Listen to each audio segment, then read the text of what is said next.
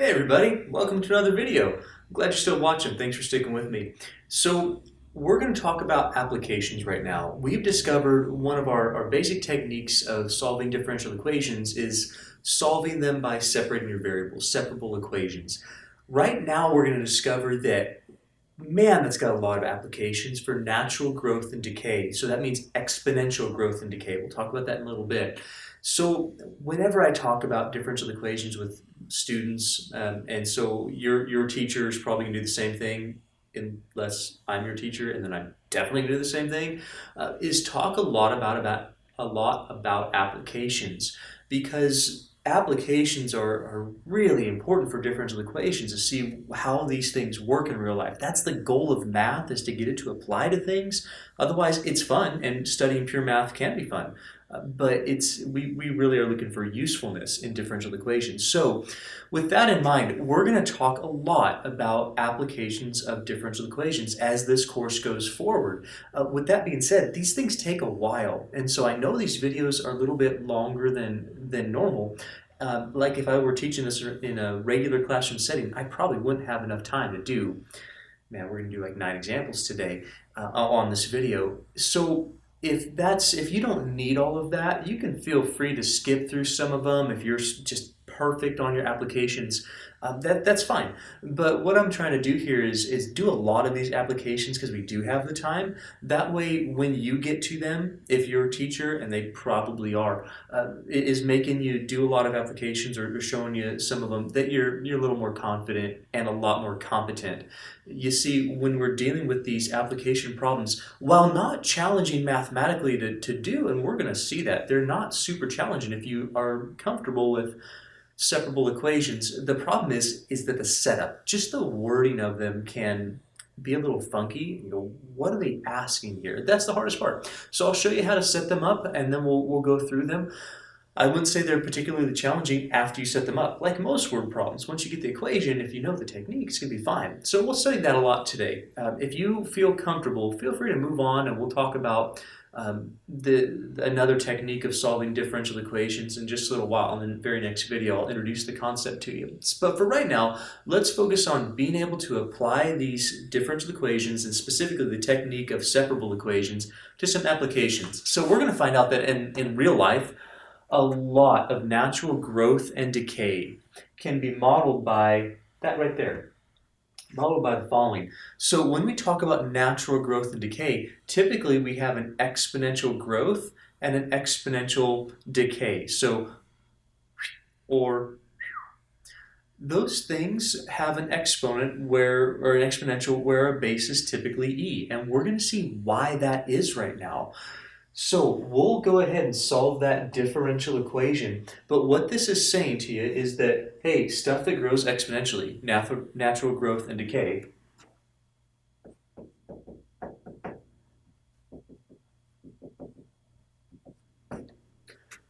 is typically exponential. It's modeled on this idea that the rate of growth or decay, that's the rate of change, the rate of how your population, your amount, whatever you're talking about, is changing with respect to time, is proportional to the amount that there is. Now, that might sound a little funky at first, but if you really think about it, populations are going to grow faster if there's more people to reproduce, or bacteria, or bunnies, or whatever. So that's the idea that we're coping with right now, is that, hey, the rate of change of your population, or the amount that you have in nature, typically the rate of change, if it's unimpeded by like lack of food, like a limiter or something like that, that's going to grow without bound exponentially. So the rate of change of our population is typically proportional in very simple models to how much there is, where k is this constant of proportionality, or the constant of variation. If you dealt with like that in intermediate algebra, we talk about stuff like that. So the rate of change of our growth or decay, rate of growth or decay, is proportional to the amount that there is. That does kind of need to make sense, that yeah, the more I have, the faster we're going to grow. The less I have, the slower we're going to grow. And with decay, kind of the same thing happens with like radioactive decay. We'll see that in similar examples as well. So we're just going to go through some examples, and specifically I'm going to focus on setup, how the thought process works, how this makes something that's exponential. We're going to see it when we solve our very first one, that, oh yeah, that does make exponential growth or decay pretty much every time. So we'll look at that right now. Let's talk about a town that had 25,000 people in 1970, and then in 1980 it had 30,000 people. If the population continues to grow exponentially, what's the population going to be in 2010, barring any disease, barring any people, like large groups moving in or out? If that's the same population, like set of people to start with, what's it going to be in 2010? Now, we're going to start with this. Why? Well, this is exponential growth or decay, and you're going to see it in just a little bit. So let's start with, all right, let's assume our population growth, the rate of change of our population with respect to time is proportionate or proportional to the amount of people that there are. Oh my gosh, that's a separable equation. I've got a differential equation where I can get my variable, hey, dp, we can get the p on one side, or dt on the other. Let's try that. So 1 over p dp equals k dt. Do you remember from last couple videos that we always want to keep our constants on the right-hand side, on the, typically it's the x side, but on the independent variable side is what we're talking about. So this looks a little strange where sometimes our x, this x doesn't mean that it's the independent variable, it means the amount. The t, the rate of change with populations over time. Time is the independent variable here. Time is the thing that is changing, and our population is based on that. The amount that we have is based on that. So when we're doing our separable equations here, we want the population on the left-hand side, we want time on the right-hand side. Hey, that's separated, that's awesome. Now we can integrate. So when we integrate both sides, we get, here it is, this is the important reason, this is why that e, that natural number e, shows up in all of these. Why it happens in nature is because, or well, we discovered that this models the nature, I suppose a better way to say it, is because when you do this integral right here, you are going to get natural log of absolute value p. That's base is e. And when we solve that for p, we're going to get something an exponent on e. That's really kind of cool. So natural log of p, we've done this a lot, is equal to kt plus, let's call it C1, because we know what's going to happen. When we do that e on both sides, so take this as an exponent on e, that constant's going to change. We're going to alter that a little bit. So let's keep on going here. Since we have a natural log of absolute value p equals some stuff with our independent variable t in there, we know that absolute value of p itself is going to equal e to the kt plus c1. Do you remember what we do with this? Do you remember that if exponents are added, we can create multiplication with a common base?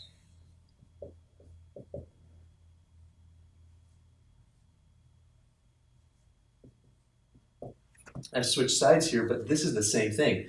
Common bases mean added exponents means common bases being multiplied. And then one more thing that we're going to do, we know that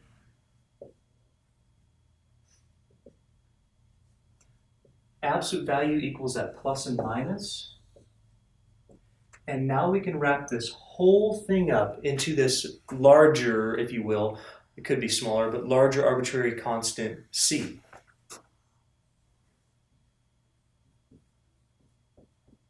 Remember that our population right now, so p is our population, p is based on time. So as time moves forward, our population is changing. That's why it's changing population with respect to time, that rate of change of the population with respect to time. Now we know that we can call this whole thing c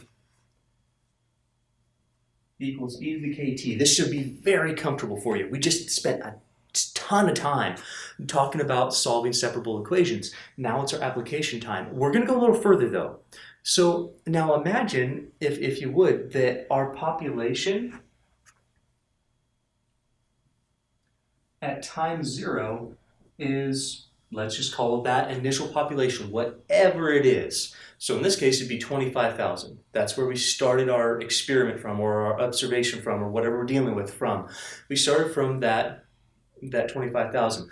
Let's say that it's just in general, because what I'm trying to do for you is show you that these natural growth and decay, where the changing population, changing amount with respect to time is proportional, are always going to be modeled on some sort of an exponential here. And we're seeing that. We're seeing that, here's a little recap, that this is a separable equation. We can pull our p on one side, we can have the dt on the other. When we take our integrals, we are going to get an ln. Solving that for p, you're going to get an exponential based on e. That's really cool. That's our base. We can separate just like we normally did our exponents. We can do our plus or minus. We can wrap that up in an arbitrary constant c. But now we're going to get more specific. So at time 0, we are going to have an initial population, whether it's 0 or 5 or 25,000 in this case. Let's plug that in. So let's put this in here. So at time 0,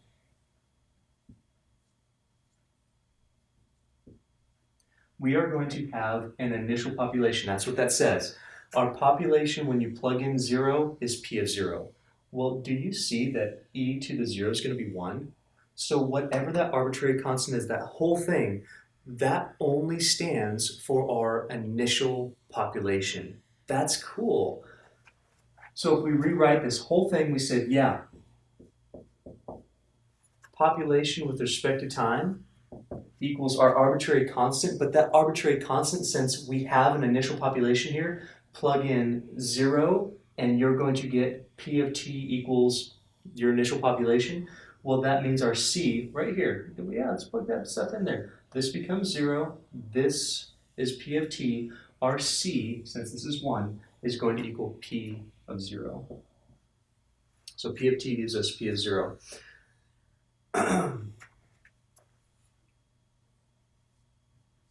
Oops, let me write this in 2 steps. I don't want to confuse you. So C stands for our initial population. If we put this back in our original, we now know that our population with respect to time is no longer C. We know that stands for initial population, e to the kt. 2 things here that I want you to just make a note somewhere on your paper or somewhere in your mind, that if k is positive, we're going to get exponential growth. And if k is negative, we're going to get exponential decay. But all of our problems that start this way, where the way that we're changing with respect to time is proportional, they're all going to end up that way. I hope you can see that it's all structured just like that, whether we're population or x or half-life or anything, we're all going to be based on something like this, where when you solve it down, we've made this very general. None of these numbers are in here anywhere. It's just the idea that when you say, yeah, you know what, at time 0, you're going to have an initial amount. Well, that initial amount, that is going to be your C. Plug in 0, you're going to get C equals your initial amount. Take your initial amount, plug it back in for C, and you have something that's very familiar. A lot of times in Calc 2, you see stuff like this. Even Calc 1, if you did an early transcendentals course, my videos aren't that. Mine are based on late transcendentals, which means that we deal with natural logarithms in Calc 2 for us. But for here, you see a lot of this in there. And some of those word problems that came out of nowhere, Newton's law of cooling, where's that even come from? This idea that the way that something cools is proportional on its the difference between ambient and the temperature of that body, whatever you're checking.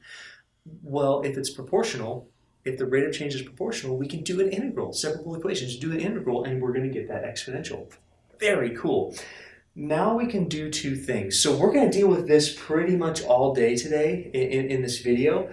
So when we see this, we know that it's based on some sort of natural growth and decay where the rate of change is proportional to the amount that you have, whatever that means. Now we typically will do 2 things. Step number 1 is use one piece of information to solve for k, and then once you've found k, you can use the other piece of information to answer the question that's being asked. So this is pretty much a structure for a lot of these examples. Let's go through that right now. So the first sentence tells us something. The first sentence says we had 25,000 people in 1970. Well, that's going to give us an initial population. So in 1970, where our problem's starting, our initial population is 25,000.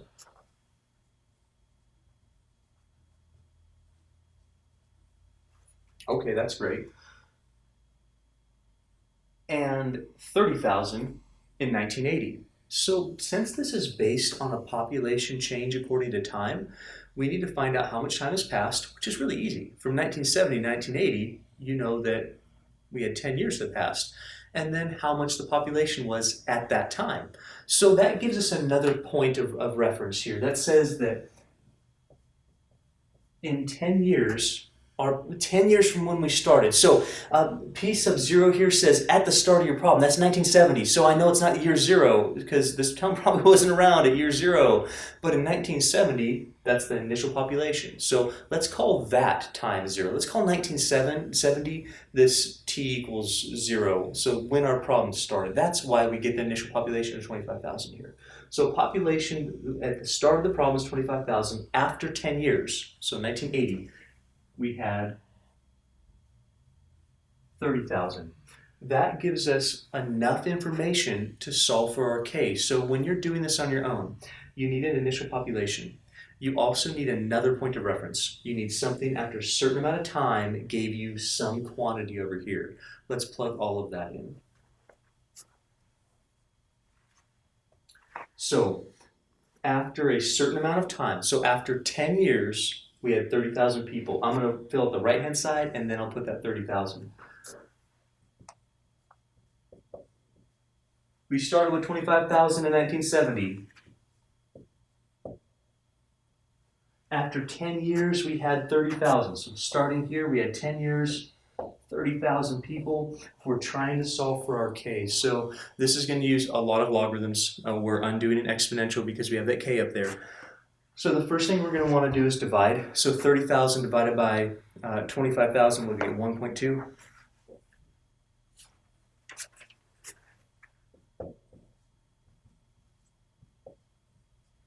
Equals e to the 10k. And we're going to see this pattern a lot where you do a natural logarithm, so ln, because we have that base of e.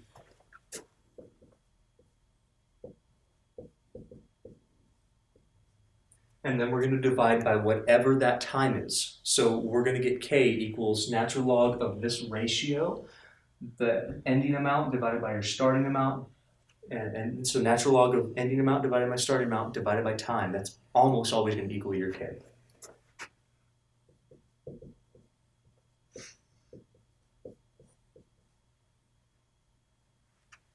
And that's about equal to, looks like 0.01823, and it goes forever.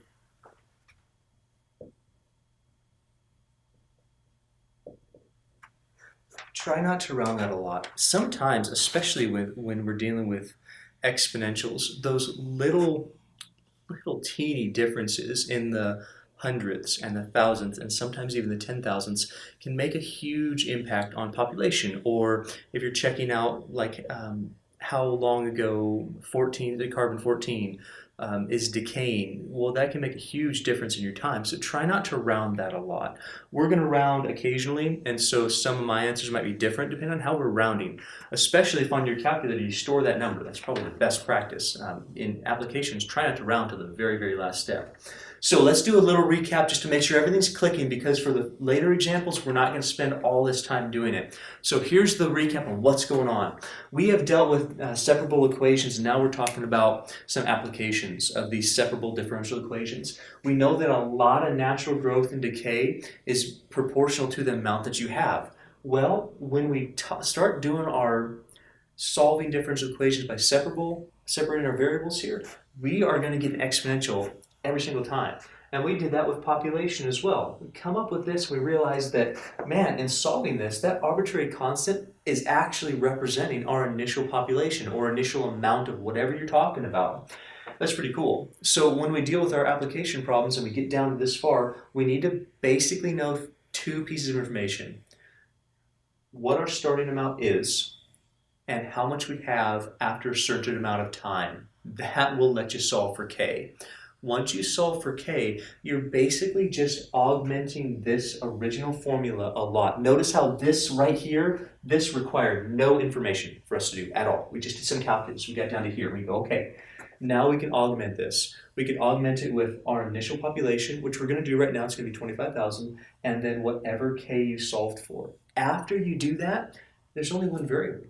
Now you can calculate what our population is at any given time, or how long it's going to take you to achieve a certain population. And that's really how a lot of these word problems are structured. So, do your calculus or don't do your calculus. I mean, it's going to come the same every time. Plug in your initial population, plug in your amount after a certain amount of time, find your k. Take your k, take your initial population, and augment that formula. Then you're required to answer one of two questions. What the population is after a certain amount of time, or what the time is going to need to be to get a certain population. That happens almost exclusively. So we're going to finish our problem up. We're almost done. I'm going to erase all of our calculus because we've talked about it at length. And then we're going to go through and solve it for whatever question we need to answer here. So we know that our population, according to time, we had an initial population that's 25,000.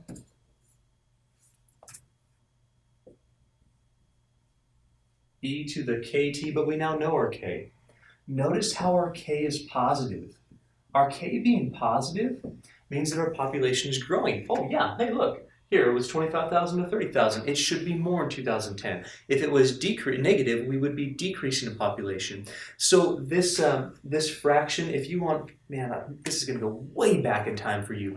But you remember how natural log looks? Remember how natural log is negative before you get to ln1. At ln1 it's 0, and after that it's positive. Say that one more time. Natural logs look like that. Before your argument is 1, you're negative. After your argument is 1, you're positive. So this ratio tells you whether you are increasing or decreasing. If this number is bigger than this number, obviously you're going to get more than 1. So your k is going to be positive. It's showing you that you're growing. That's kind of an obvious statement, but that's how the math is working.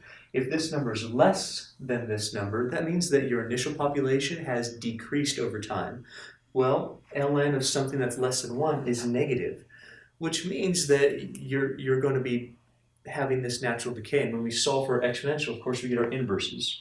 Our inverses would look like that for growth, or that for decay. Sorry, missed that for decay. So anyhow, that's a little bit of explanation about why our k is positive or negative based on whether we are increasing or decreasing over time. Hope that made sense to you. Now that we have our problems, well, our formula structured for this specific problem, we can answer pretty much anything that we want based on these two things, whether we're solving for a population given a time or a time given a population. In this question, we're asking if the population grows exponentially. Hey, here it is. Hey, here's the constant that it's growing at. Find the population in 2010. Please don't plug in 2010, because what that's going to do is take 2010 years from where this problem started. So if our t equals 0, our initial population is based on 1970, our time's got to be based on that also. So our t is not 2010, but our t is 40, because 2010 is 40 years past when we started the problem in 1970, where we took our initial population. So 2010 translates to t equals 40 years. Let's just plug in 40. So the population after 40 years is what this represents. We started with 25,000. We know we're growing exponentially according to some constant of variation. And we've given this 40 years to grow. That's exactly what that formula means in plain English.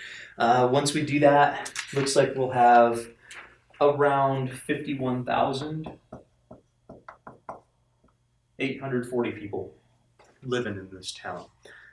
Ask yourself if that's making sense. Do you understand that? Do you understand that even though this says proportional, when I take my integrals, I'm going to get an exponential, based on the fact that if that's to the first power, I'm always going to get an ln. And solving that, you're always going to get an e, raised to some power. Do you understand that?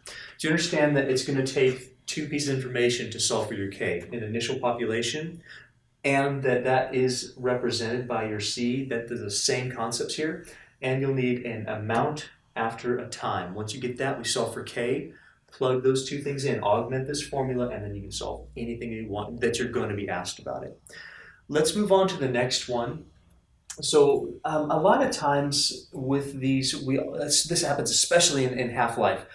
You have not necessarily a specific population that you after a certain amount of time, but it says that you've multiplied or you've decreased by a fraction or you have a certain percentage. So I'm going to show you how to structure that problem because these are basically the two things that you have. So imagine that we've got some bunnies, and you know what bunnies do. And after after 10 months, they have increased sixfold. That means there's 6 times as many bunnies as you started with after 10 months. We're not going to go through this process of doing the integrals every single time. Again, you've done that. This is all about structuring the problem and understanding what it's asking you. So let's go ahead and try to figure out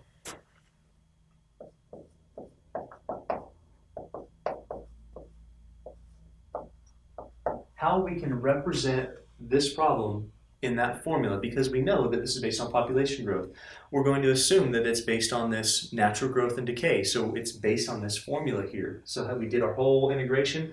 Same thing could happen here. I just don't want to do it again. Well, we need a couple pieces of information. We need where we started. We need how much we have after a certain amount of time.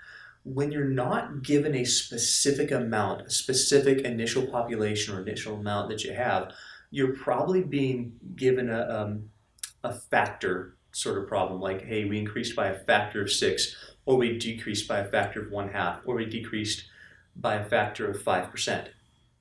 What that means is that you kind of have an easier sort of a setup. Everything's going to happen at once. So if our bunny population increased sixfold, that's a 600% increase, or multiplied by 6.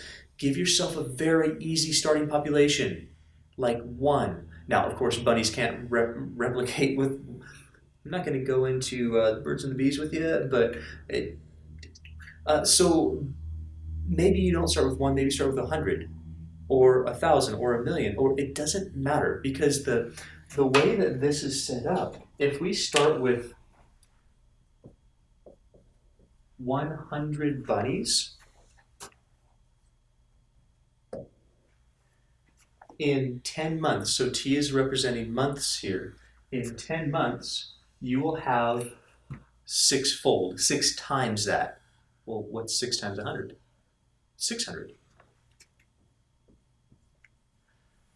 Now, you could be asked this question a different way, or given it. You have a 600% growth after 10 months. Or you have 6 times the amount of bunnies in 10 months. Or if you're decaying, you have half the amount of radioactive material in 5,724 years. Or you have, the level of radiation is 100 times what is okay. So what do we want?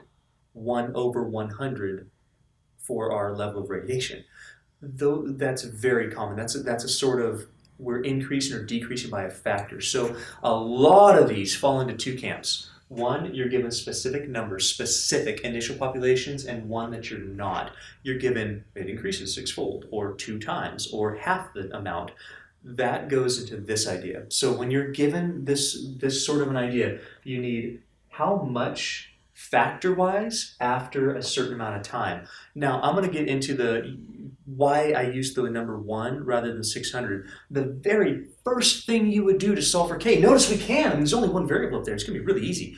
The first thing you would do is you divide by 100. So if we divided both sides by 100, you are going to get 6 equals 1e to the 10k. It doesn't matter how much you start with, so pick something easy. Pick something like 1. Then if you have to cut it in half, well, there'd be 1/2. If you have to multiply by 6, well, there's 6. It makes things really, really nice. So I wouldn't even write 600 and 100. Definitely wouldn't write some crazy numbers like, I don't know, 7.2 and 14.4.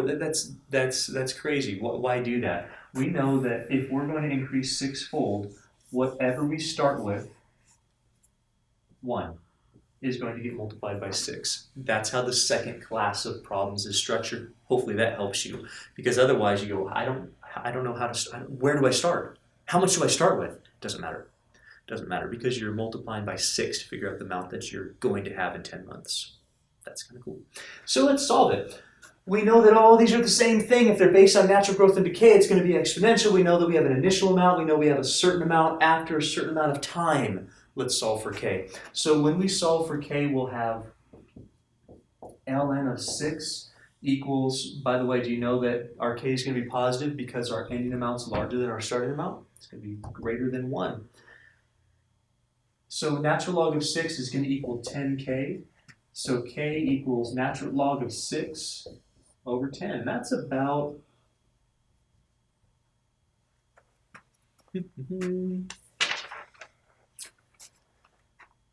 that's about 0.179.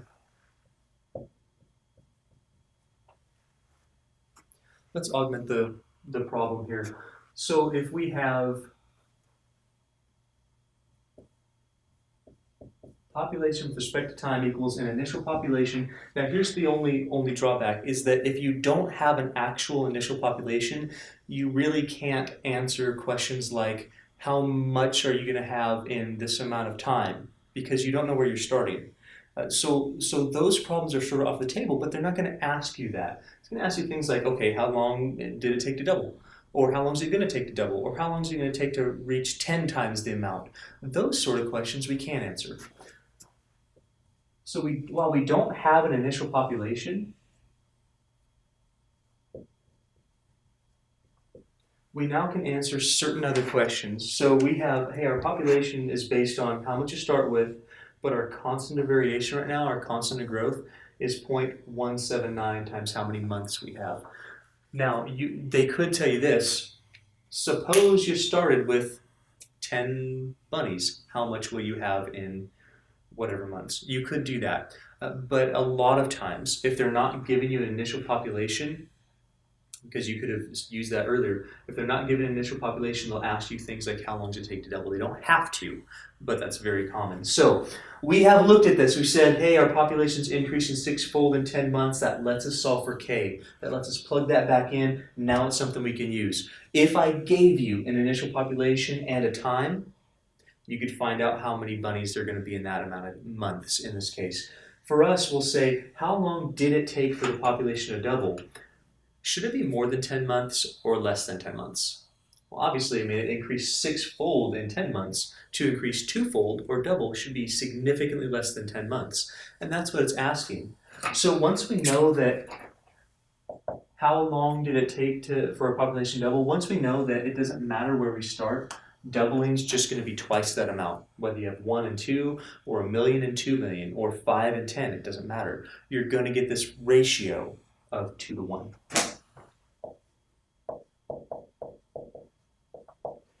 And then we can solve for t very nicely. We know that we take a natural log.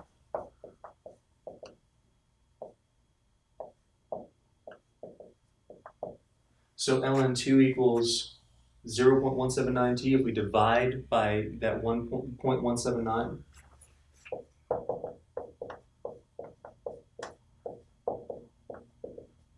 I think it's like 3.7. 3.87.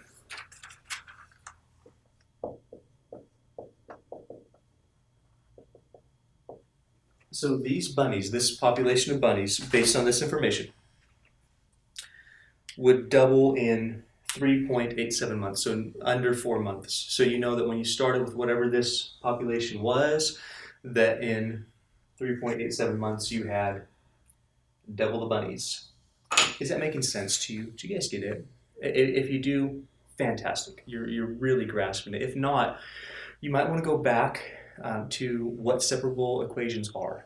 See how they're solved every time when you have just a power 1 right here. See the natural log. See that you're going to get an exponential every time. Because if it's the question is, where's that coming from? It's not okay right now, okay? That's coming from just an integral of 1 over your variable, and you're getting ln of that variable, and then you're doing that E on both sides. Okay, so that's important for that to be okay in your head. After that, ask yourself, do you understand the two main types of problems we're going to get? That we need either an initial population and we need a population after a certain amount of time, or we need a factor sort of problem, increased by 600% or multiplied by 6 or cut in half after a certain amount of time. We always solve for our K first, and then we use that with typically an initial population or some other sort of factor to solve for a time, or a time to solve for how much population we have.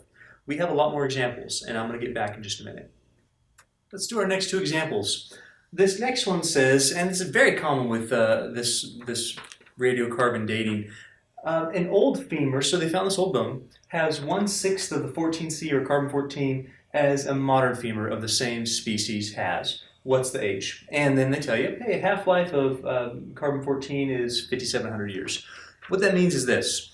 Every 5,700 years, the carbon-14 in this item changes into, I think it's carbon-12, I can't remember. But it depletes itself. So it's a radioactive sort of carbon, so it loses the amount. So if they had like a gram of it, then after 5,700 years, there'd be half a gram. After another 5,700 years, there would be a quarter of a gram. That is exponential decay. That's what's happening here. So theoretically, you never ever lose all of it. It just cuts in half every 5,700 years. So let's figure out how old this is, and I want you to ask the question right now. Just see if you can classify this. Is this one of those problems where they're giving you a specific starting amount, or is this one of the problems where they're giving you a factor after a certain amount of time? Well, if you think about it, this is the factor after a certain amount of time. I mean, it's literally dealing with half after time. That right there, that's a factor sort of a problem. Now, a lot of students run into the mistake here of going, well, I'm going to use the 1/6 right off the bat. Let's talk about why we can't. All right, so are we going to be using exponential growth and decay? Of course. Should our K be positive or negative? It should be negative because we're decaying here. And specifically because you're starting with 1, and after a certain amount of time, you have half. That proportion of what you had compared to what you started with is less than 1. ln of less than 1 is 0. You're going to have a negative K here after a certain number of time. So let's talk about why this is not okay. So are we using exponential growth and decay? Of course. The amount present after a certain number of years is based on the initial amount, and we're going to have that same formula that we've been dealing with. This is not going to leave us for all of these examples, pretty much. We altered a little bit for cooling. Now, which one do we use? Well, in order to figure out your K with a factor sort of a problem, like you're increasing by a factor, decreasing by a factor, in order to figure out your K, you need the factor, but you also need the time. So even if we knew that we were starting with, let's say, 1 and decreasing to 1/6 the amount, we don't know how long that took us. So you can put 1 here and 1/6 here, but you don't have that t. That's literally what the question is asking. How long did it take to go from the full amount to 1/6 the amount? You guys get that? So this is down a rabbit trail we can't get out of. Use something when you're talking about factor sort of problems where you're increasing to a factor or decreasing to a fraction. That's a factor. Use something that gives you both that factor and the time. So almost all the time in half-life problems, you start with the half-life. I'm saying almost because there's always an exception. I mean, they're word problems, so there's lots of different cases here. But try this first. Start with your half-life first. That will find your K because it's giving you how much you start with. 100%. How much you have after a certain amount of time. A factor of that, 50%. So we can just do after 5,700 years, if we started with 100% or 1 gram, or you do 1,000,000 here, we'd have half of that. So 50% or 1/2 or 500,000 if I said 1,000,000. This right here puts our half-life in perspective according to this formula. It says after a certain amount of time, this is your factor. That's how to solve for your K. Once we've done that, then we can go back and answer the other questions. So let's do it. Natural log of 1/2. Oh my gosh, look at it. You got to know this. This right here that you decreased is going to be your k is negative. ln of a number that's less than 1 is going to be negative. Equals 5700k. If you divide by 5700, k is about, wow, that's nasty, negative 0.1230121605. I'm going to say it one more time because we saw in the last example that if this ratio where you start with to where you end with, if this number increases, your k is positive because that ratio with more than 1, ln of more than 1 is positive.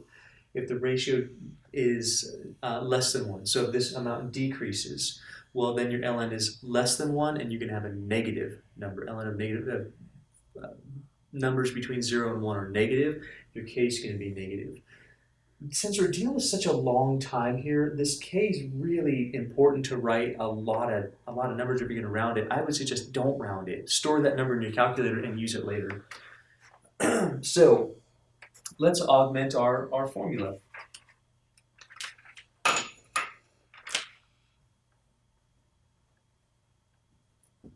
So the amount of radioactive material that we're going to have, this C14, is based on the starting amount, e to the, now we have a k.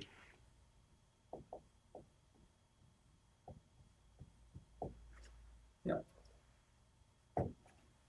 Times however many years. Now, I mentioned also that on these problems, the next thing is going to ask you for one of two situations. How much you're going to have after a certain amount of time, or how much time you need to reach a certain amount.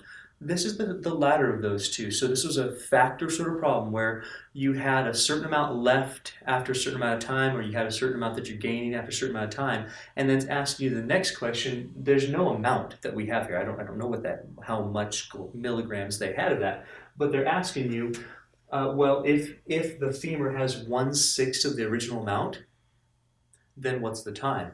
Now we can fill that out. Well, let's try that. Try it on your own if you can. That's based on this factor idea. So going from amount to a factor of it. So or a fraction of it in this case. So increasing by a factor is what I mean. So 6-fold, 2-fold, twice the amount, 5 times the amount, or half the amount, 1/3 the amount, whatever. Here we say, you know what? This bone, it had 100%, or 100%. That's the same thing. Of its C14 when this organism died, it stopped intaking that carbon element, and then it started losing that. So how much it has now is 1/6 the amount.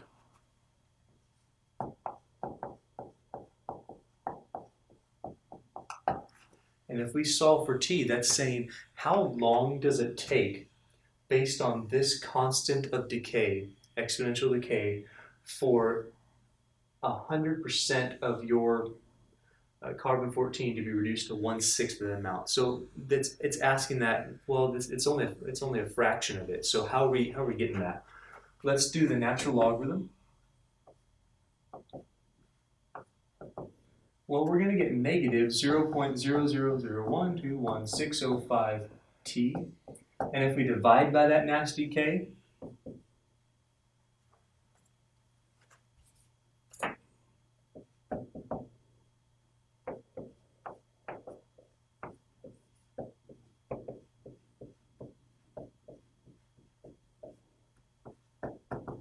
t is about, hey, that's a negative number. Natural logarithm of numbers less than 1 are negative. In between 0 and 1 are negative, and that's a negative number. So when we divide the negative by a negative, we're going to get an actual year amount here. I got around 14,734 years. So according to the math here, if this is all accurate, and if the amount of C14 hasn't altered drastically in the atmosphere for the last 4,700 years, or when, if it hasn't altered drastically, if it was continuous, then this would have happened. So we know that the exponential decay would, for you guys, would decay like this. We know that the k would be negative, and it sure is, because we had half, ln of 1/2 is negative. And then we can use it to say, how do we go from this to just a fraction of that, or a multiplication factor here. So how do we go from 1 to a factor of 1 times 1/6? Divide by your k and you're done. We get about 14,734 years. Next one.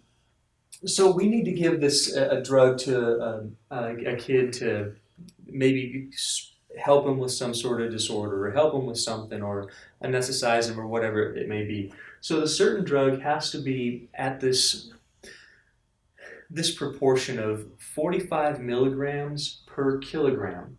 So that means the heavier you are, the more that your body needs for this to be effective. And the lighter you are, well, the less that you need. So obviously we don't really want to overdose people, but we want it to be effective. So we're going to have to structure this to be effective, and we want this to be effective for 1 hour. So as soon as it drops to below 45 milligrams per kilogram of body weight, it's going to stop being as effective as it needs to be. Does that make sense? So we're at a certain point, the amount of drug in the body here is not going to work. Over that point, it works. We don't want to go too much, because then it's going to work too long. So imagine if you had to anesthetize someone, you're an anesthetist, the person who puts people under, and you just go, I'm just going to give them a ton of drugs. Woo! They're going to be under for a long time, maybe forever, because there's a half-life to drugs. There's this amount of time that passes, and the drugs they wear off. So if the half-life is 5 hours, how much drugs do we need to make this effective for this particular weight child so that they wear off after 1 hour? You don't want to just randomly give them drugs, because either they're not going to be as effective, or they're going to be too effective and have the effect for way too long. So let's start looking at this as what type of problem it is. Let's see. Firstly, if this has a half-life, it's probably structured on this natural decay. Let's start with our same sort of effect. So how about we have the amount of the drug after time is based on the initial amount that you're giving, and it's exponential growth or decay. Now this has a half-life. Think about whether that k should be positive or negative. It's got a half-life, it's decaying. So it's dropping, that k should be negative. And we're going to see that in just a little bit. Secondly, think about whether this is an amount idea at first, or if it's a sort of a multiplying by a factor idea. Well, let's look. This looks like an amount. So we need 45 milligrams per kilogram to be effective. Okay, how much should be given for a 50 kilogram child? So the effects wear off after 1 hour. I see an hour, that's a time, but I don't have an initial amount. I also don't have how much is there after that hour. So this is not an initial value problem. This is an initial amount problem. This is you have a half-life. So the half-life of this drug is 5 hours. Using a half-life will solve your K for you. So this starts off with you're multiplying by a factor idea. So we start with 1, you're having 1/2 after 5 hours. Do you see how that's working? Do you see how if you have the full amount, 100%, and you have half of it, 50%, or 1/2 after 5 hours, the only thing that's left is K. Those half-life problems work like that almost exclusively. So start with the half-life idea, solve for your K, and then go back and try to answer your question. Let's do that now. If you haven't done it, I would suggest you guys do it. Of course, I'll do it right now. So if our half-life is 5 hours, I know that from the full amount, 100%, which is 1 and 100% the same thing, we would have half after 5 hours. Easy to solve. Notice how your K is going to be negative. ln of 1/2 equals 5k. Man, we've got a 10k and a 5k.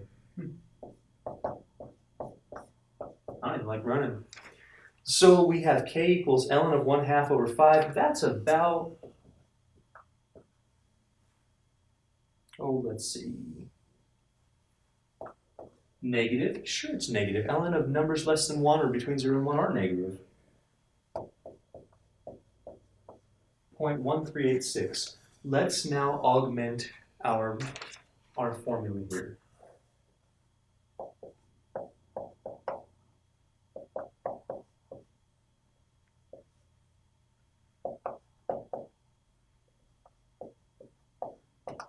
Now you'll notice that I didn't put an initial amount because this question's, it's not really asking, how much is going to be there after a certain amount of time. This question's asking this: how much do you need to start with in order for this to be gone, or this drug to wear off after 1 hour? So this is the third case. It's rare that I want to use the word rare. It doesn't happen as much as the other ones, where you're looking for a starting amount to satisfy how much you're going to have after a certain amount of time. So there's really those three cases. Two of them happen the most often, where you're asked, how long does it take to reach a fraction or factor of a certain amount, how much time it takes, or given a certain amount of time, how much are we going to have? This is the last one. Doesn't happen as often as the other two, but it says, okay, you have to have a certain amount after a certain amount of time. What do you need to start with? And that's what this is asking you. Well, we got to be a little bit smart about figuring that out. So we're going to be solving for that. We know that we want this drug to be ineffective after 1 hour. So we know that's going to be 1. That's what this says. So we need this to wear off after 1 hour. So after 1 hour, we're going to have a certain amount. How much do you have to start with? You need to figure out what that certain amount is. So what this drug is doing, I don't know what the drug is actually doing, but what this drug is decaying at, it says, and ineffective at, it says that if you are at 45 milligrams per kilogram, that is the threshold for effectiveness. More than that, you're effective. Less than that, you're ineffective. So the bare minimum amount would need to be 45 milligrams, for however many kilograms that body is. In this case, it's 50. So if we multiply 45 times 50, that's the amount of the drug that needs to be in the body at a barest minimum. And then right under that, so like a second later, it's going to start becoming ineffective. That is 2250. 2,250 milligrams. Think through that again. It needs this much per kilogram. Hey, kid weighs that much. You're going to need this much or more to be effective. Right after that, it starts being ineffective. So what this question's asking you is, I need that amount to be present after 1 hour. So it's a slightly different take on this. I need this much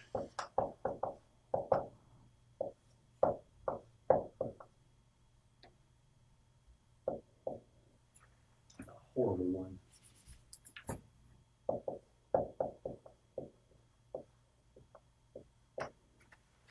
I need this much to be there after 1 hour. The question is, how much do you need to start with?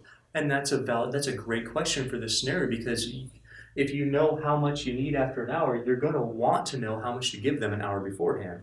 And that's what this is saying. What's the initial amount of that drug that you need to give? Not particularly hard to solve. None of these are really all that hard to solve. It's just that the setup can be difficult. So in this case, it's, half-life, great, solve for your K. But where do you plug your numbers in? Well, you need 2,250 milligrams of this drug for it to be effective. That's the threshold here. And you want that to be in the body after 1 hour so that it starts wearing off after 1 hour. You say, I want this to be my end after 1 hour. Of course, we're going to need to administer more than that because the drug is decreasing over time. It's got a half-life to it. So if we take 2250 and we divide by this whole side,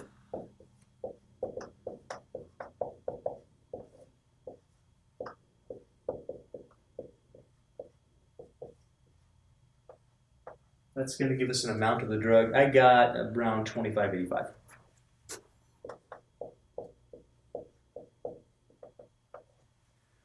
So we would administer, for this child's weight, we would administer 25, 85 milligrams of whatever this is. It's going to start decreasing immediately. It's got a half-life of 5 hours. After 1 hour, it will reach the point of 2250, which is exactly the proportion of 45 milligrams to kilograms for this particular body. So this drug is going to start being less effective at that point.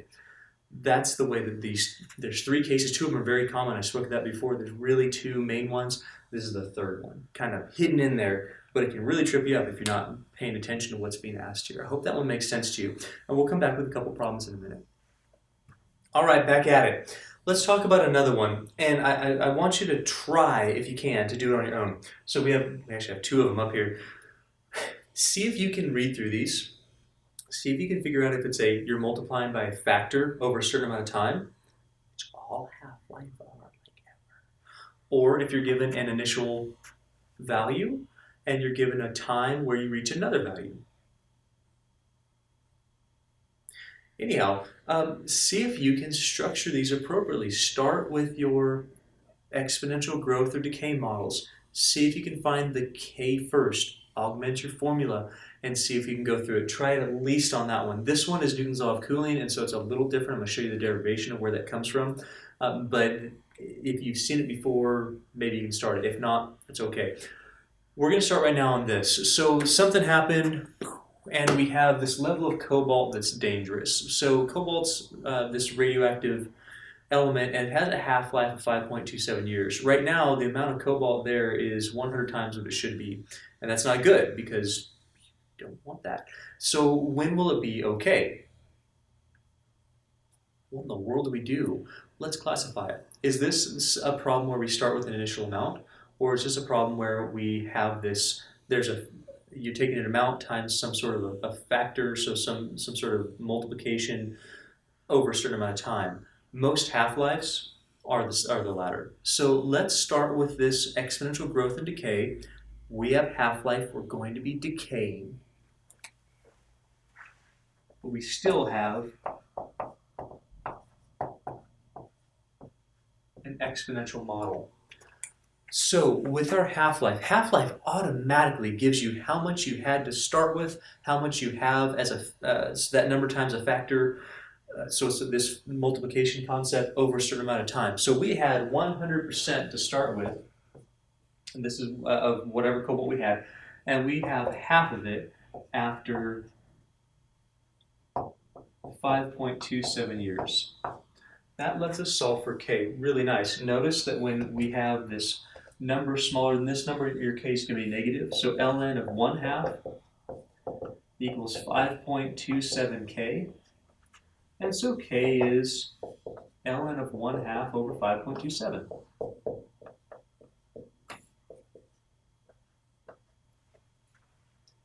And that's about negative 0.131. Let's start changing our formula. So now that we have our K, we can start answering other questions.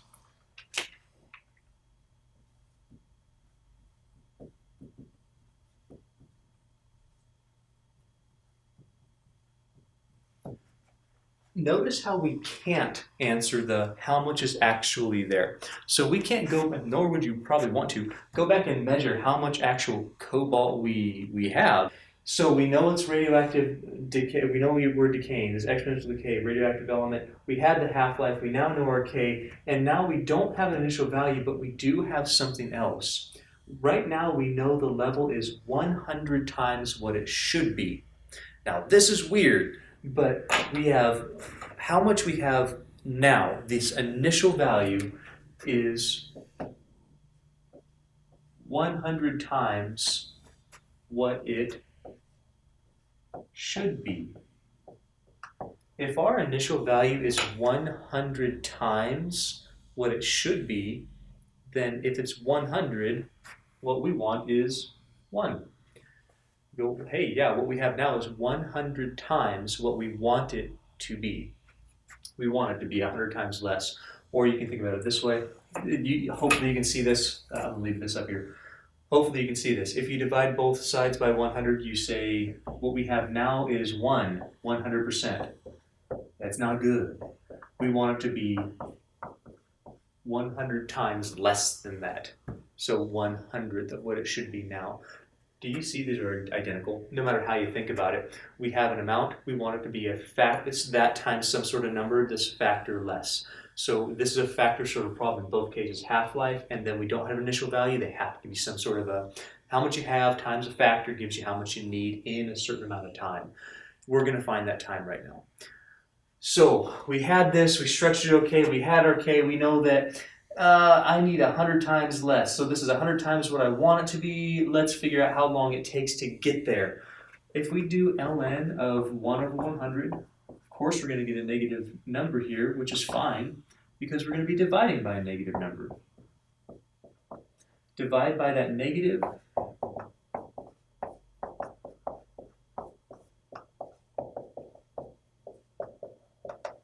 That's about 35 years.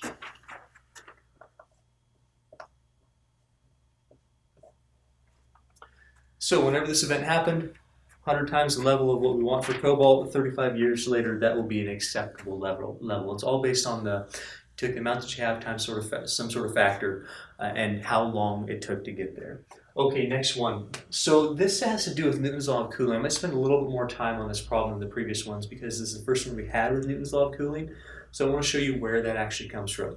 In like a Calc 2 class or even some Calc 1 classes, you might have seen Newton's law of cooling, but chances are, unless I don't even know if I did it, showed you the derivation of where that comes from. You kind of just, in that level of the class, you kind of just get to this and you go, yeah, and I'm going to wave my hands, and then magically we get Newton's law of cooling in there, and you go, what's the subtraction? And you go, well, I mean, that's the sort of proportional to the difference between ambient and the temperature of the body, but we're going to get a little more specific here because that's the class. So let's talk about this. So your soda can right now is 25 degrees Celsius. Yeah, I don't want to drink that, man. You want to be ice cold. It's like, if you can drink soda, which you probably shouldn't, it's better cold. Warm soda, nasty. So to save energy, you're going to put it outside because it's cold outside, right? It might be cold outside where you are right now. Let's say it's 0 degrees Celsius. So you're going to take that, put it out there, and you're going to wait. And so because you're the type of person that you are, like me, you want to be very specific, you want to drink it when it's 5 degrees Celsius at that perfect temperature. So not where you open and you get the ice on it and it's like, man, it's like a soda slushie. I hate that. But right before that, boom, so good. Well, you measure the temperature because you're precise, as I am, and after 20 minutes, it's 15 degrees Celsius. So you want it perfect, so you're going to time how long it's going to take you to reach 5 degrees Celsius. Newton's law of cooling is pretty cool, and what Newton's law of cooling says is that the temperature, the rate of change of the temperature based on time is proportional to the difference between the ambient temperature and the temperature of the item you're trying to cool or heat. That makes sense, I suppose. I mean, if you had some sort of if you had the soda can somewhere even colder, it's going to get colder faster. But if you had it warmer, it's going to get colder slower. So the way that something cools or warms is, of course, dependent on the surrounding temperature. We all know this if you drink coffee. If you go out on a warmer day with a cup of coffee, it stays nice and hot for a long time. If you go out when it's icy cold, you kind of chug it down because you know it's not going to be cold. Burn your mouth. It's really it's awful. But we know that. We know that the way that things cool or heat depends on the temperature around it. And specifically, the difference between what the temperature is outside and the temperature of the thing you're putting into it, we'll say. So how we're going to start this, we're going to start with just this basic idea that from Newton's law of cooling, the rate of change of your temperature with respect to time is proportional, that means you got a constant, to the ambient temperature minus the temperature of the item. So in plain English, the rate of change of the temperature of your item the object with respect to time is proportional, that's always k times, to the difference between the air or the medium that your item's in minus the temperature of your actual object. Let's go through the calculus and let's see why we have a subtraction in here. Let's see why we have the formula that we do. So is this still a separable equation? Absolutely. A is not variable. A, your ambient temperature is a constant. So if your room is 75 degrees, we're going to assume it's 75 degrees for the remainder of this. Or if it's 0 degrees outside, we're going to assume that it's 0 degrees for the life of this example. So that's a constant. That is a variable. Oh my gosh, it's that variable. Let's separate this. Let's leave this constant on the right, and let's move this thing to the left.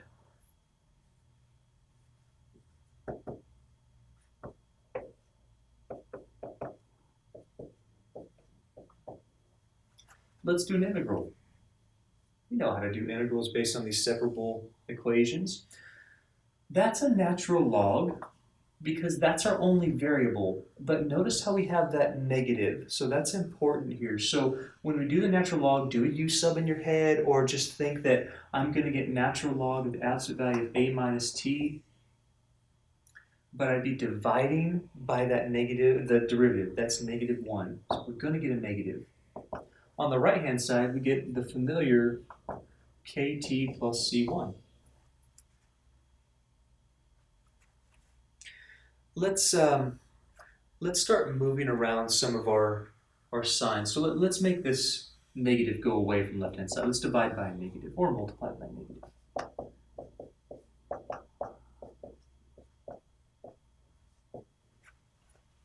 We have an ln. You should know what to do now. Since we have a natural logarithm trying to solve for t here, let's take that and put e. So absolute value of a minus t equals e to the negative kt minus c1.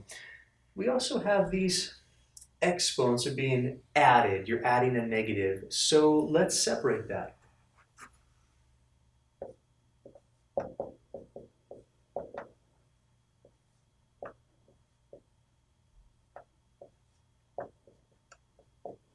Let's get rid of our absolute value.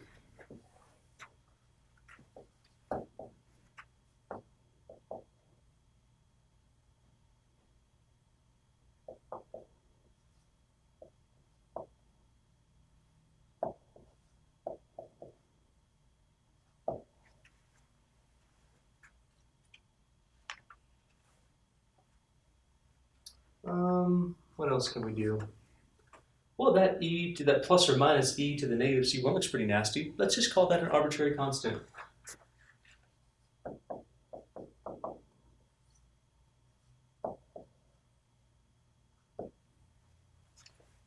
Then let's solve for t, because a is not even a variable. A is your ambient temperature, the surrounding temperature that you have.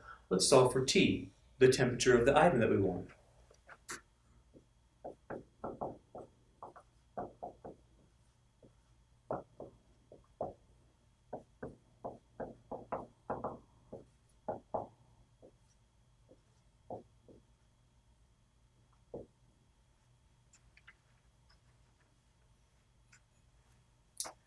Now that we've got that, let's see what we can do with our problem. So that's a workable equation. We just did our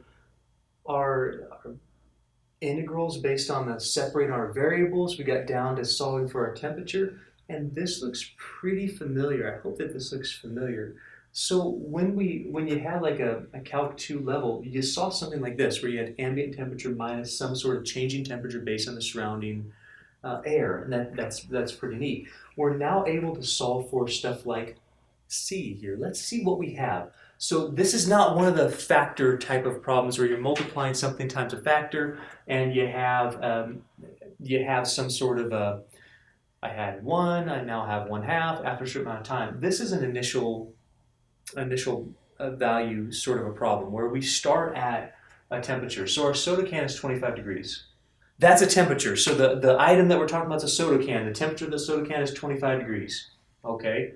To save energy, we put it outside at 0 degrees. Our ambient temperature is 0 degrees, so we can fill out 25 degrees, we can fill out ambient temperature, and that's how we start at time 0. So do you remember what we need to have for things that are not those factor type problems? We need to have an initial value, and then we also need to have a value after time.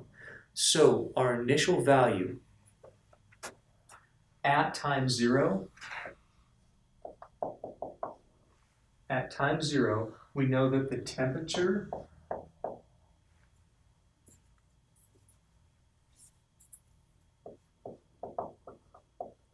is 25 degrees. We know that the ambient doesn't change. It's never going to change. It's constant at 0 degrees. And so we can fill this out, and we can solve this for C. So if our temperature at time 0, right when we put it out there, the temperature of the soda can is 25 degrees. So at T of 0, so time of 0, we have 25. Our ambient is 0. We have negative C, but we have e to the negative k times 0. Because that's our first little second that we put it out there. Does that make sense? I hope that makes sense to you. That our temperature of the can is this, our ambient temperature is this. We don't have our C, but we can solve it. And with initial values like this, your first job is to solve for your C. Then we use the next piece of information to solve for your K. That's how we did it in the first, what was it, 1 or 2 examples. So if we solve this for C, we go, okay, well 25 equals, well, this is all 1. Negative C, so C equals negative 25. Which means that if we plug this back in, if we start augmenting this problem,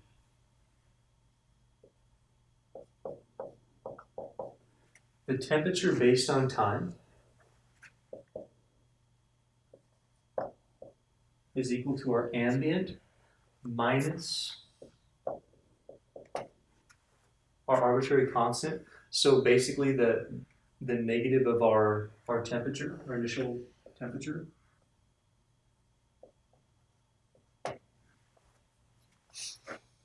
E to the negative kt. Let's keep on going.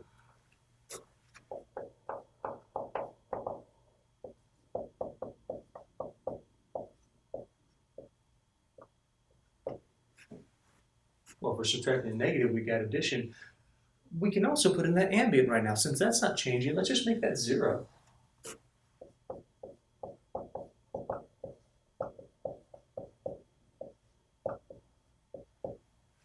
It's a really convenient problem because if it wasn't 0, of course you'd have a number there. So if you put this inside a refrigerator where it wasn't 0 degrees Celsius or something, you'd have a different situation. Any harder? No, not really. It's just going to be a number right there. So not a huge issue. Now that we've used just the initial value of this, we knew that it was 25 degrees at time 0. We knew the ambient temperature. We were able to solve for C. Now on these type of problems, this class of problems, you need another piece of information. You need to know what the temperature is after a certain amount of time. Why? If I know the temperature after a certain amount of time, I can solve for K. Let's do that. We know that. We know that after 20 minutes, we're going to have a temperature of that soda can of 15 degrees Celsius. So we'd have 15 degrees Celsius after 20 minutes. And we see that we can solve for K here. So if we divide both sides by 25,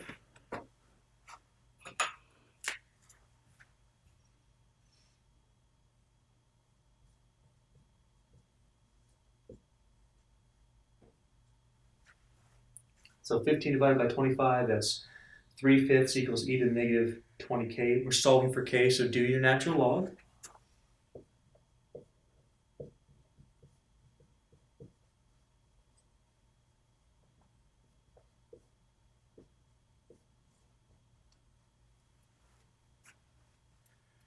ln of 3/5 is going to be negative. Negative 20 is also negative. So you go, well, wait a minute. I thought that we were going to be decreasing. We are, because in the formula itself we have that negative k. So when you find this k, it's positive because when you plug it in, it's going to change to negative. So that negative isn't showing up here because we already know that from our formula, we're going to have that negative K in there. If your temperature was increasing, actually, you'd get a negative K here, and then that would become positive. So if you put the soda can in a microwave, not a microwave, an oven. If you put it in an oven that stayed the same temperature, why you would do that, I don't know. Why in the world would you warm soda? Whatever. So if you did that, well, then you'd have this ratio of temperature would be increasing. This would be more than 1. This would be a positive. This would be a positive divided by negative. The K would be negative, but when you plugged it in, it would be a positive K showing you growth. That's what would happen there. For us, we have our K is about 0.0255.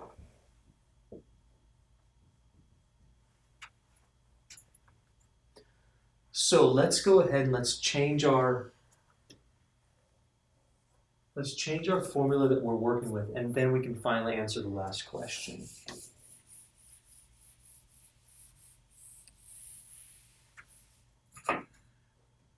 So our temperature with respect to time is based on an ambient temperature, that's 0. Our initial temperature based on a time of 0, but the opposite of that. And now we have negative, whatever our K was. And this asks, when will it be at 5 degrees Celsius? So this is the other opportunity for us to answer the question based on an initial value, like starting amount that we had. We did the other one with the bunnies where we said, I guess that was a little different. Maybe our first example is this one, where we said, how much will there be in a certain amount of time? Like bunnies were sort of like that. How much will there be in a certain amount of time here, and we can find an amount. This is asking how long it will take to achieve this amount. So we put this all together. We say, okay, now after 20 minutes, 15 degrees Celsius, we solve for K. Cool. When will it be 5 degrees Celsius? When is the time? So how long is it going to take for us to be at 5? Let's plug in that 5 for the temperature that we want it to be.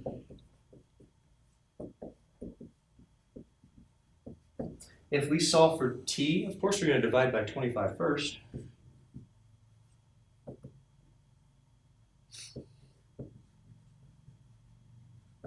ln on both sides.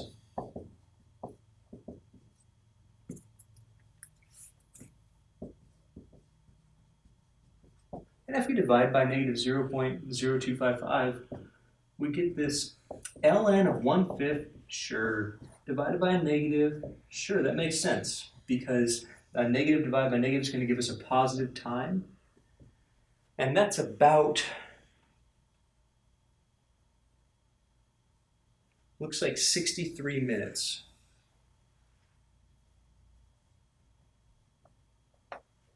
After 20 minutes, it's 15 degrees. After 63 minutes, it's going to be at 5 degrees. I can't wait that long. I can't wait that. I'd probably put it over ice. You know, it's going to save myself the whole math problem. Because really, I mean, you get the soda. You're like, I don't want to do math to drink my soda. Probably just get ice. Although it was kind of fun.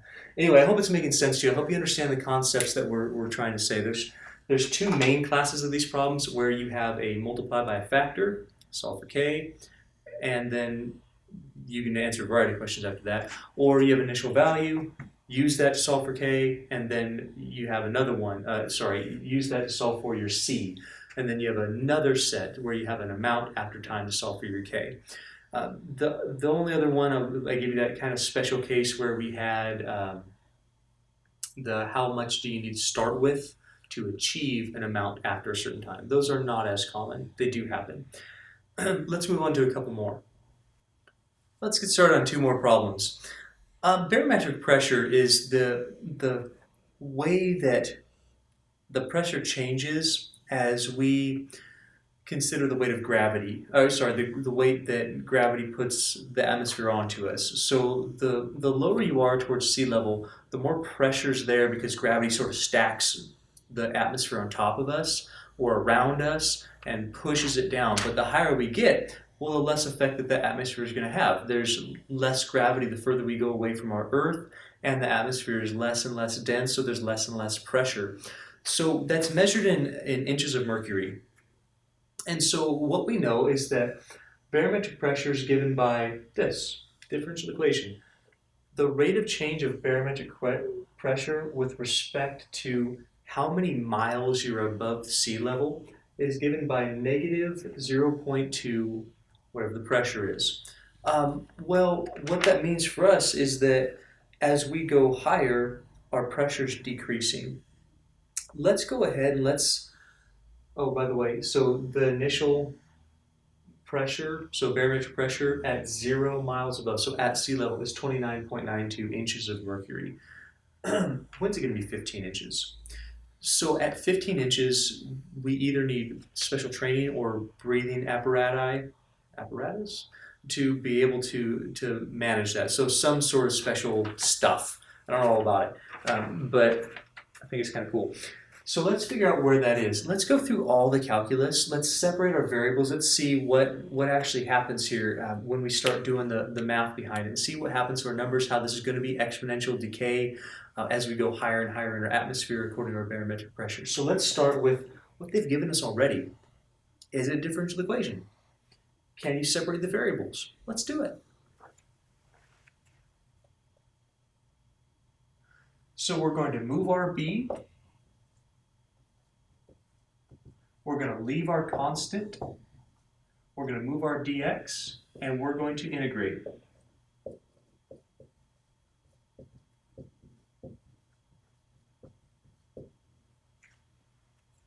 We're going to do that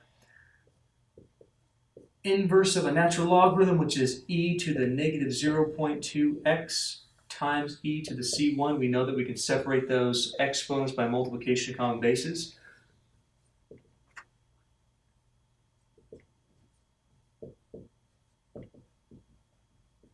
We know that we can do the plus and minus to remove our absolute value. We have our e to the c sub 1. We can wrap this all up in a nice arbitrary constant. So the barometric pressure, based on how many miles we're above sea level, is some arbitrary constant, e to the negative 0.2x. Let's talk about the arbitrary constant. So our arbitrary constant should end up being our initial pressure, or the pressure at 0, and we can see it right now. So when we plug in 0 miles above sea level, and we say, yes, there are 0 miles above sea level, this whole thing is 1, and we notice that C is our initial pressure, if you want to think about it that way, or the pressure at 0 miles. That's 29.92 inches of mercury. So this is that amount. It's right there for us, very much like initial population.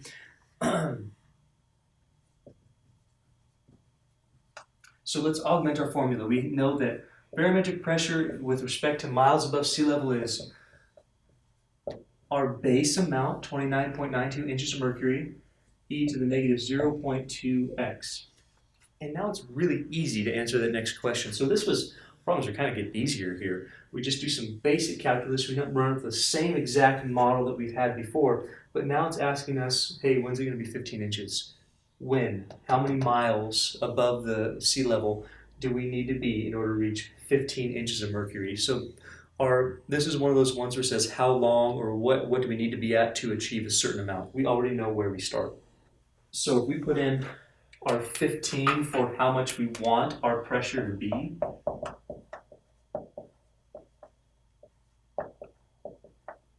in this case, we didn't even have to solve for K. Look, they gave it to us. They gave us the K. That was pretty nice. We didn't have to do anything for that. So if they're going to give you a differential equation and they've not even given you a K, you don't even need that value. It's already given to you as, well, look what you do need though. I mean, they've given you the K, they've also given you the initial value, so they've basically done that work for you.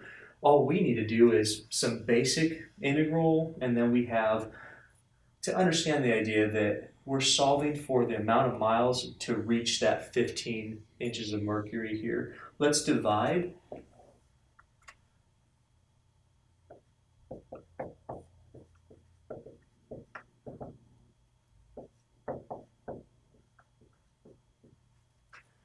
Notice how you have a ratio here that's less than 1. Your natural logarithm is going to be negative. But when you divide by negative, you'll get a positive, and we'll have that many miles above the sea level. So natural log of 15 over 29.92 equals negative 0.2x. If we divide by negative 0.2,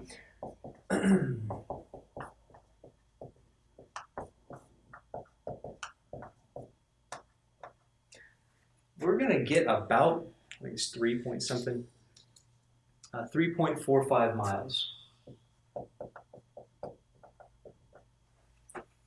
If you wanted to change that to feet, just multiply. Multiply by that 5,280 and get around 18,000 feet. So right at about 18,000 feet, we start getting really pretty some low pressure, really hard to breathe. Well, not hard to breathe, but you feel like you need to breathe more and more because there's less density up there. There's less pressure. That means there's less density of the molecules we need to survive as far as our air is concerned. So we probably need some sort of breathing apparatus, or if you get altitude sickness, that can happen as we start getting higher and higher. So interesting problem. We now know that above that amount of 3.45 miles above sea level, so 18,000 roughly feet, we start getting some pretty low barometric pressure. All right, big mouth person discovers a secret, or a treasure if you want, and after 1 week, 10,000 people in your town of 100,000 know about the discovery of the treasure. Now, of course, the more people that know about your treasure, the more likely that someone's probably going to rob you, because not everyone is as integritous as we all try to be. So let's see about how long it's going to take until half the people know. Now, the only reason why we're doing this problem is not that it's specifically hard, but the setup is a little weird. So we need to kind of start from scratch here. We're not going to really be able to jump into our whole exponential idea until we think about this. The rate of change of those who know are proportional to those who don't. Now, when we look at this sort of a problem, this is not a multiplying by a factor problem. This is you start with a certain amount of people who know. That's 0 at times 0. And then all of a sudden someone discovers it. And then after 1 week, we have 10,000 people. So this is one of those problems where we have an initial value, and then after a certain amount of time, we have something else. We have another amount that we know. So that's structured. This is not a you multiply by a factor idea. And then we're going to say how long, so finding a time, how long does it take for this amount of people to know? But let's start by trying to find out a differential equation. So the rate of change of those people who know is proportional to those people who don't know. Start with the rate of change. The rate of change of people who know with respect to time. That's the rate of change. How many people, the rate of change of people knowing with respect to time is proportional. I should not use K. Let's use T for treasure. Know about the treasure, if you will. So the rate of change of the people who know about the treasure with respect to time is proportional, which is why I couldn't use K. We're going to have a constant of variation here. This constant proportionality is proportional to, well, what's it proportional? Rate of change of those who know are proportional to those who don't know. Well, how many people don't know? How many people are in the town?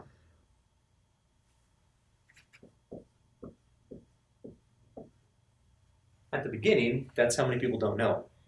But every time someone knows it, it gets subtracted from that amount. So if one person knows, you subtract 1 from the amount of 100,000 and you find the people who don't know.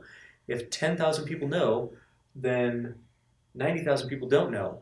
So the rate of change of those who know about the treasure is proportional to those who don't know. Those who don't know are the people who are left from those who do know. That's the hardest part of this problem, is understanding that the rate of change of those who know about the treasure with respect to time is proportional to there's that many people in the town, there's that many people who know, so subtract them proportional to those who do not know. That's the amount of people who don't know about the treasure. After that, it's a separable equation. You can separate the variables. I would encourage you to do that right now. Separate the variables, do your integral, and then we'll answer the last little bit here. So let's move our t with our dt.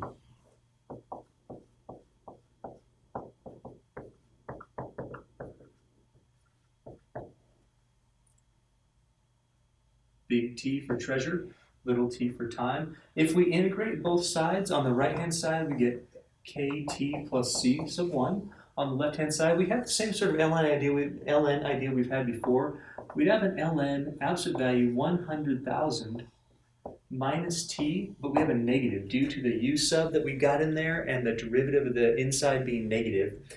Let's start moving some stuff around. So natural log of absolute value 100,000 minus the treasure knowers equals negative kt minus c sub 1. Same thing we've done before. Let's make our natural logarithm go away with that e.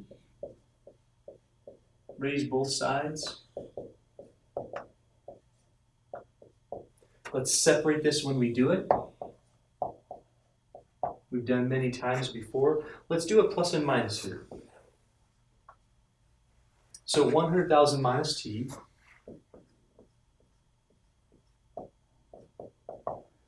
equals plus or minus this thing that's going to become our main arbitrary constant.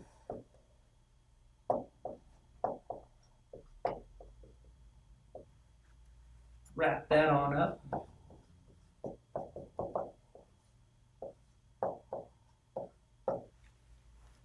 Here's my hope for you right now. My hope is that all of this made absolutely perfect sense to you because you've done it so much, but more than that, that you understand the concept. This was the hardest part, understanding how to represent the rate of change as based on some sort of a proportion or the comparison of another amount. That's the hardest part when inventing your own differential equations, understanding how the structure works.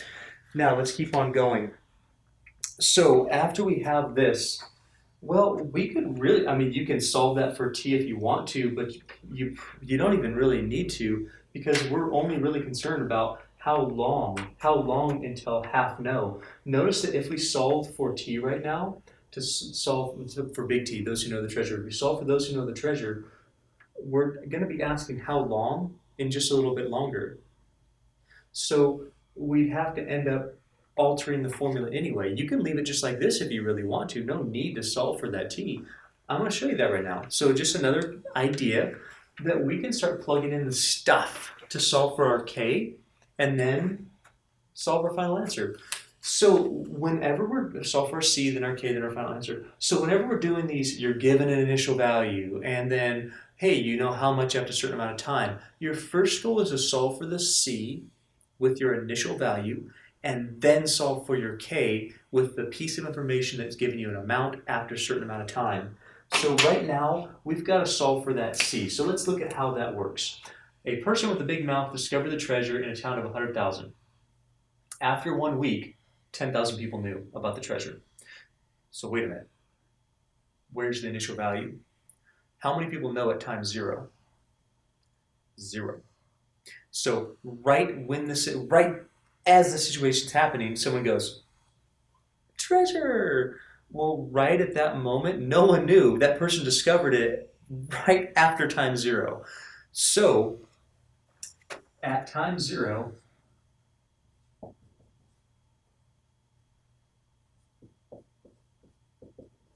nobody knew. Let's plug that in. So at time 0, nobody knew. So 100,000 minus 0 equals c times e to the negative k times 0. We always use the initial value to solve for our c in families of problems like this.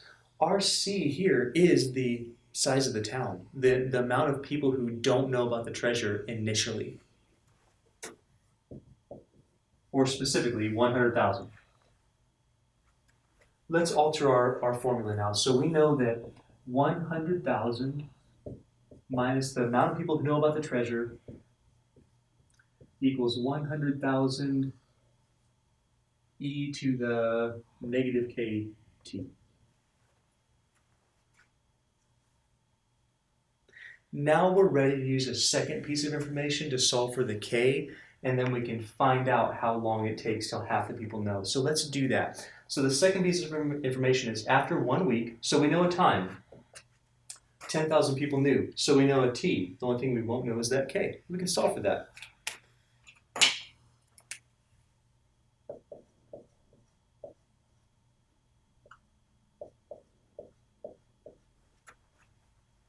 $10,000 people knew out of the town of 100,000. Based on the fact that 100,000 people didn't know when we started, and it took 1 week. So t is based on weeks right here. It took 1 week for that to happen. In other words, 90,000 people didn't know based on that 100,000 people we started with after 1 week. That gives you a fractionary, a ratio, a proportion of people who didn't know, or people who didn't know to people who didn't know at the start after a certain amount of time. Do you see your logarithm is going to be negative? Do you see that?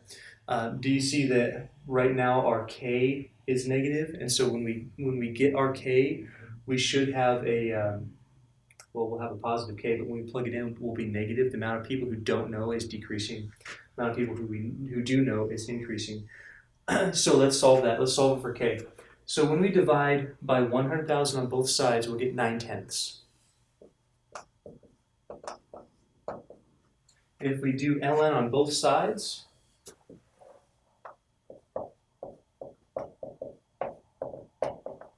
that gives us negative k. That's kind of nice that our t was 1 week. So k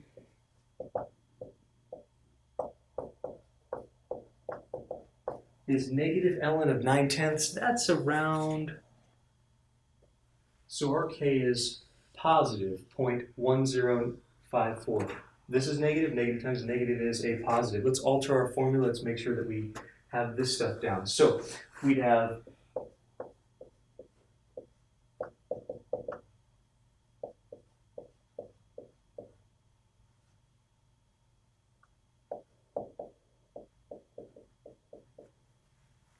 $100,000 minus t equals 100,000. So the amount of people who don't know, e to the negative, because our k was negative right here. So our k is positive, yes, but when we plug it into our function that our equation that we're trying to use, we have a negative of whatever we found. So negative 0.1054t.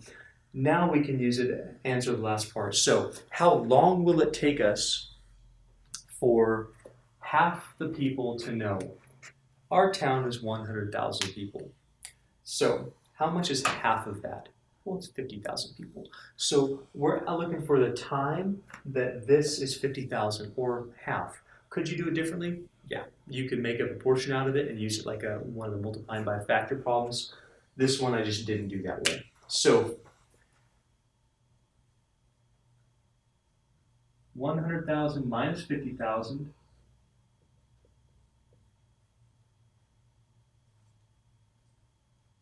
e to that same exact stuff. I'm getting kind of lazy, I suppose. When I subtract this,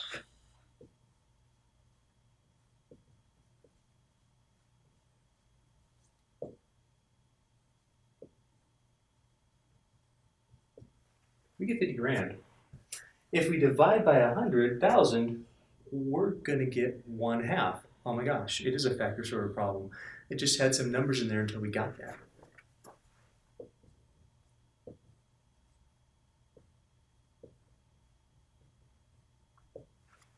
ln on both sides, that's going to be ln of 1/2, divide by that negative 0.1054.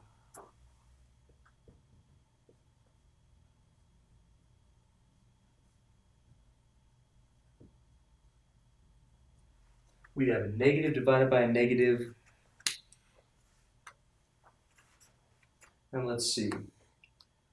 ln of 1/2 divided by 0.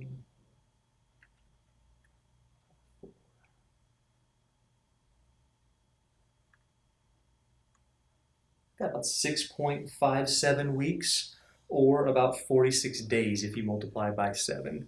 And so Either way you want to go, that's the way we structure that. So I hope these are making sense. I hope you understand the idea that all these are some basic differential equations. They're all separable. We always get an ln of that one variable.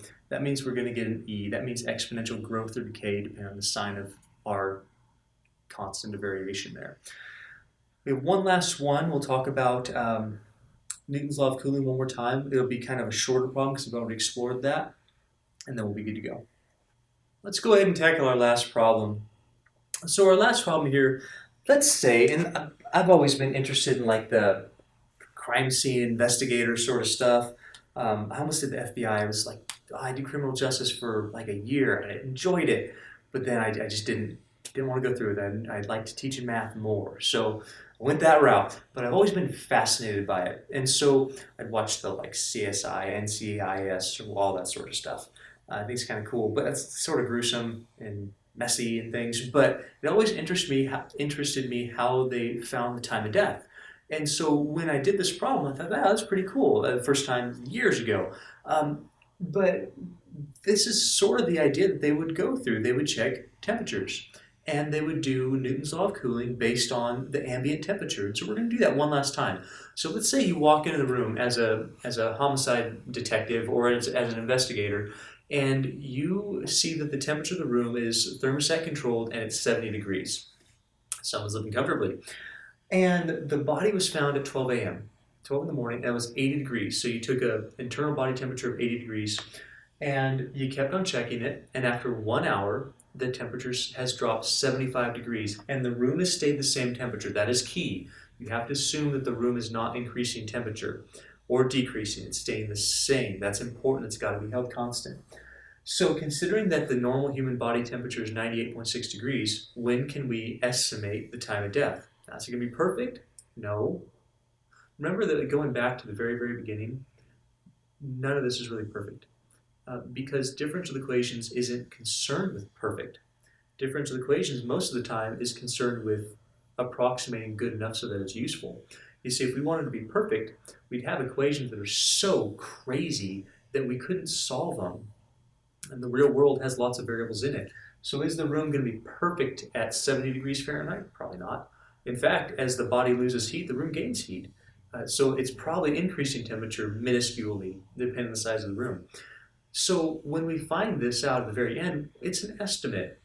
It's fairly accurate, but it's an estimate. So what we're going to do, we're going to start with Newton's law of cooling. I'm not going to reinvent the wheel. We've already done that in this video just a little while ago. What we're going to do is take this, and it's a very quick example, just kind of I wouldn't know if it's a fun one, I'm talking about, this, but an interesting one at least.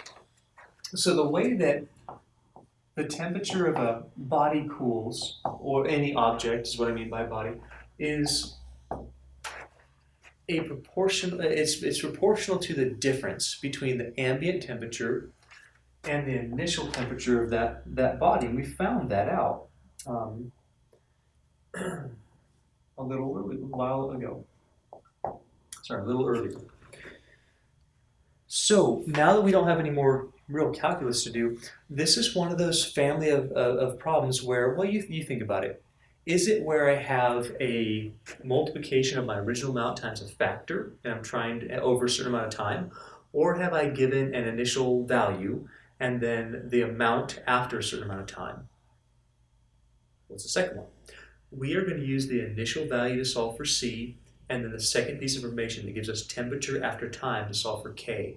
And then we'll be able to figure out, well, when was this body at 98.6 degrees? So let's do the first one. So the first thing was, say the room is 70 degrees. I know that my ambient temperature is 70 degrees. The body's found at 12 a.m. at 80 degrees. So 12 a.m., don't put in 12 for the time because that would say 12 hours earlier it started. Our starting time is 12 a.m.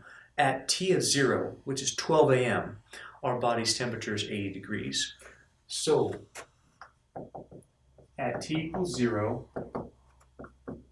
the body's temperature is 80 degrees and the ambient was 70 degrees. Let's plug that in. So T of 0, that's 80 equals, we know that the ambient 70 minus, I don't know what C is, that's what we're trying to find right now, e to the negative k times 0. For the last time in our video, when you're given an initial value like this, solve for C first. Well, let's see. 80 minus 70 is 10. This is all 1. So 10 equals negative C. C equals negative 10. Which means we can change our formula a little bit. We know that ambient's 70. We know that I'm subtracting C. Since C is negative, we'd have plus 10. E to the negative kt. Now that we've found our arbitrary constant, it's no longer arbitrary, it's based on our initial value. Now, we can go ahead and use a second piece of information. Considering that our starting time, when we found this body, it was at 12 a.m., that's t equals 0. After 1 hour, so at t equals 1, the body's 75 degrees. That's the second piece of information. So first piece, solve for C. Second piece, solve for K. Okay, so at 75 degrees, so t of 1 equals 75 degrees. Sorry, wrong t. T of 1 equals 75 degrees. Ambient doesn't change.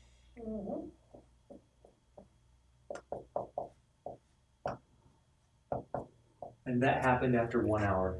And we can see that we easily solve for K here. So we'll subtract 70.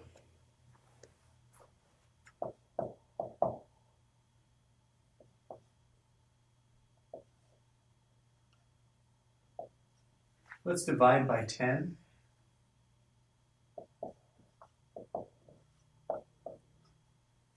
If we do the ln on both sides, we get ln of 1/2 equals negative k. So k equals negative ln of 1/2. ln of 1/2 is negative, so our k is going to be positive, but look, since we have a formula with a negative k, we're going to have a negative number up there. So we get, let's see, what is ln of 1/2? Looks like about 0.69. Let's augment our formula. Let's put that back in there. So from here, we already knew our C. We now know our K.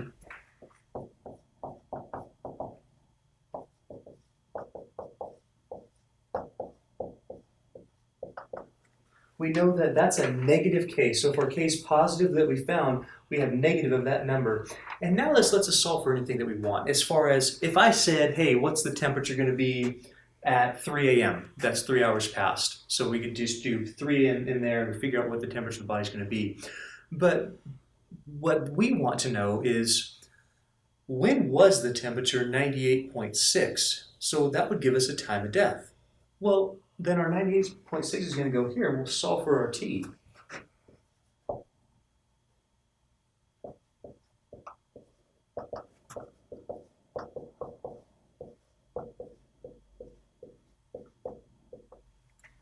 I'd like you guys to do that on your own. I don't want to do it for you. I want to make sure that at least you have done one. We'd subtract our 70, of course. We'd divide by 10, of course. We'd do the ln on both sides. And then we would divide by negative 0.69. And you might run into an issue here. You go, wait a minute. Our t's negative. How in the world did you get a negative 1.52 hours, since our t is based on hours? How in the world did you get a negative time? Well, this body is cooling, which means it had died about an hour and a half ago. So if you wanted to find the time of death, you probably would do minutes. So when you have any sort of time like negative 1.52 hours, keep the negative 1, that's negative 1 hour, and then just multiply 0.52 times 60, because there's 60 minutes in an hour. This would be 1 hour and 31 minutes ago. Roughly. About 1 hour, 31 minutes. So that's prior to 12 a.m. So that means that if the body was found at 12 a.m. and all this stuff happened, that an hour and 31 minutes prior, so what would that be, 10 29. So at 10:29, then an hour, 29 minutes, body was found. So that's how these problems work. Man, I hope this has made sense. I hope you understand that this is just an application of our differential equations where we have a very simple process. We have separable equations, so we separate our variables, we do an integral. I know I've done a lot of examples. It's a very long video, but I hope at least some of them helped you. If you can make it through all of them, then that's great. I mean, that should really help you on some of these applications. Let me know if the video is helpful. Leave some comments if you would, if these application problems are actually helping. Because they take so long, they take a lot to actually make them. I don't want to waste my time or your time. So if you're enjoying them and they are profitable to you and they're helping you understand, let me know. And if not, let me know also. Either way. So I hope you all are all doing well. I hope this is making sense, and we get in the next video to get onto another technique of solving differential equations, which is pretty cool. I'll see you for that.